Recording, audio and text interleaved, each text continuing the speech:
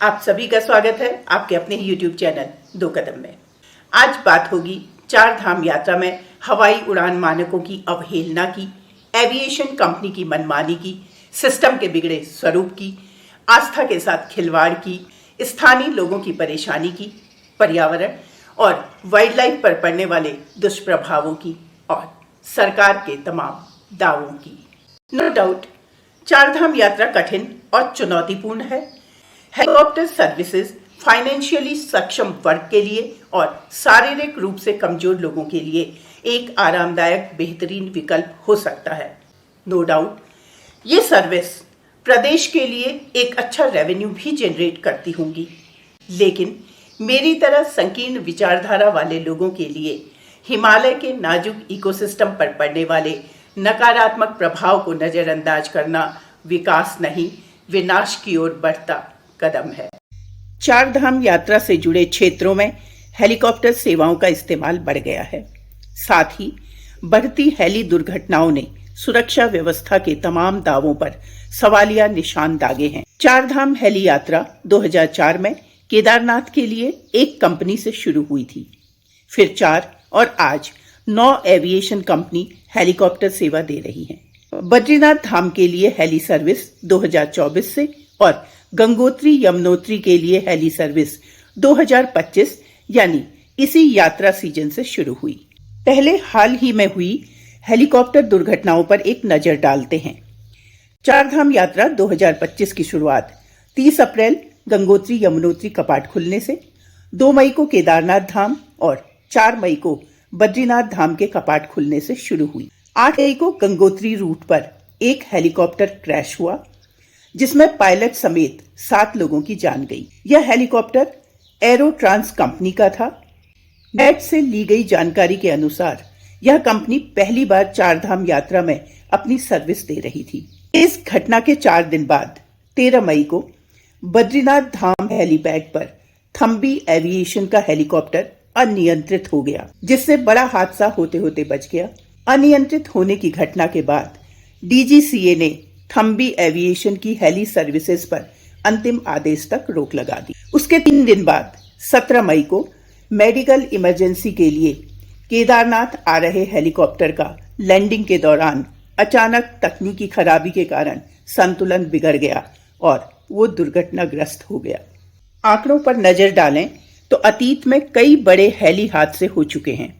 यही वजह है कि केदार घाटी को हेली हादसों का कब्रिस्तान भी कहा जाता है। केदारनाथ धाम यात्रा 19 किलोमीटर की एक टफ पैदल यात्रा है, जिसके लिए घोड़े, खच्चर, डंडी कंडी, पिट्ठू या पालकी का सहारा लिया जाता है। इसके साथ ही केदारनाथ धाम के लिए फाटा, सिरसी और गुप्तकाशी से हेलीकॉप्टर सेवा उपलब्ध है। माना कि हेली सेवा चार धाम यात्रियों के लिए एक आरामदायक साधन है। ये भी मान लेते हैं कि इससे टूरिज्म को बढ़ावा मिलेगा और राज्य की जीडीपी में बढ़ोतरी होगी।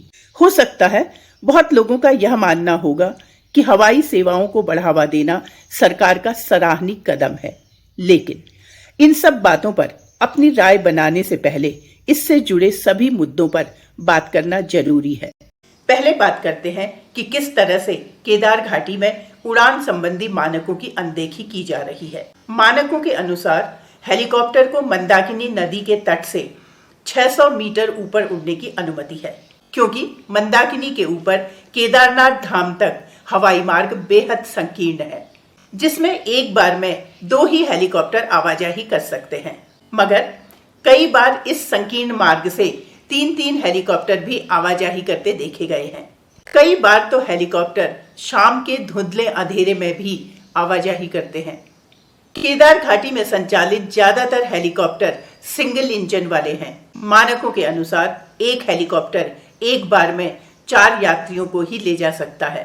कॉकपिट में पायलट और को पायलट का होना नितांत आवश्यक है, जबकि अक्सर हेलीकॉप्टर में 7 यात्रियों को लेकर उड़ान भरते हुए देखा गया है, जिसका प्रमाण है 8 मई 2025 का हेली क्रैश, जिसमें 7 लोगों की जान गई। अक्टूबर 2022 का हेली क्रैश, उसमें भी 7 लोगों की जान गई। 2019 में इमरजेंसी लैंडिंग करनी पड़ी, जिसमें 7 यात्री सवार थे। ये सब प्रमाण ओवरलोडिंग के पुख्ता सबूत हैं। ज्यादा पैसा कमाने की होड़ में अमूमन हेलीकॉप्टर अपनी टाइमिंग से 15-20 मिनट पहले और अपनी टाइमिंग के 15-20 मिनट बाद तक अतिरिक्त उड़ान भरते देखे गए हैं।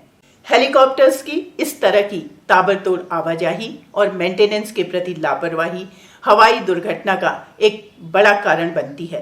केदार घाटी में निर्मित हेलीपैड के निकट 30 मीटर के फासले में गौशाला या आवासीय भवन बने हुए हैं जो कि DGCA के मानकों के अनुरूप नहीं है। स्थानीय पत्रकार विपिन सेमवाल ने हाल ही में एक इंटरव्यू में ग्रामीणों की व्यथा और प्रशासन के एटीट्यूड का खुलासा किया। उन्होंने बताया कि अब वो गाय नहीं पालते क्योंकि गाय ने दूध देना बंद कर दिया है। वो हेलीकॉप्टर के शोर से बिदक जाती हैं। उनका कहना है कि हेली सर्विसेज के एवज में स्थानीय लोगों को धूल का उड़ता गुबार मिलता है और ध्वनि प्रदूषण ने पूरे क्षेत्र की शांति भंग कर दी है। उन्होंने मुख्यमंत्री कार्यालय में कंप्लेंट रजिस्टर की, जिसके बाद जिलाधिकारी के द्वारा कंसर्न अधिकारियों और एविएशन कंपनी के प्रतिनिधियों के साथ मीटिंग कर उन्हें सख्त शब्दों में हिदायतें दी गई, लेकिन स्थिति यथावत बनी रही।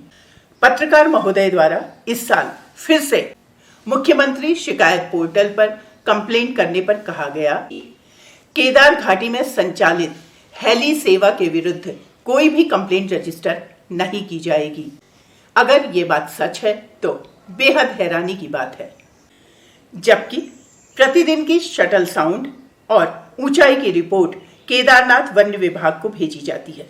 इसका मतलब विभाग को भी पता है कि कोई भी हेली सेवा ऊंचाई और ध्वनि के मानकों को मेंटेन नहीं कर रही है। बावजूद इसके विभाग द्वारा इनके विरुद्ध कोई भी कार्यवाही नहीं होती। सेंचुरियन क्षेत्र में कम ऊंचाई पर उड़ान भरने से पर्यावरण को तो नुकसान हो ही रहा है, इसके साथ ही वन्य जीव भी पलायन करने को मजबूर हो रहे हैं। हाई डेसिबल साउंड से कई वन्य जीवों की मृत्यु भी रिपोर्ट की गई है। ईटीवी भारत में प्रकाशित एक रिपोर्ट में साफ साफ कहा गया है कि केदार घाटी में जिस तरह से हेली कंपनियों की मनमानी चल रही है, उसके दो ही कारण सामने आते हैं। या तो कंपनी के मालिकों के रसूख के सामने वन्य जीव प्रभाग, शासन, प्रशासन घुटने टेक चुका है, या फिर भारी भरकम कमीशन ने अधिकारियों के हाथ बांध दिए हैं, जिस कारण केदार घाटी में हो रहे लगातार हादसों के बाद भी कोई सबक लेने को तैयार नहीं है।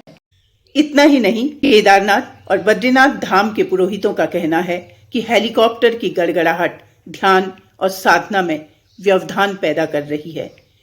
उनका ये भी मानना है कि लगातार हो रही हेली दुर्घटनाएं देवताओं की नाराजगी का परिणाम है। पुरोहितों ने इस पर तत्काल कार्यवाही का आग्रह किया है। चारधाम तीर्थ पुरोहित महापंचायत के महासचिव डॉक्टर ब्रजेश सती ने कहा है कि इस बार बद्रीनाथ धाम के कपाट खुलने के दिन जिस प्रकार से बद्रीनाथ मंदिर के ऊपर पुष्प वर्षा के नाम पर हेलीकॉप्टर घुमाया गया था, वो आस्था के साथ खिलवाड़ था। चारधाम पर्यटक स्थल नहीं, आस्था का केंद्र है। यहाँ की सैंक्टिटी को बनाए रखने के लिए उचित कदम उठाए जाने की जरूरत है। जय देवभूमि, जय उत्तराखंड।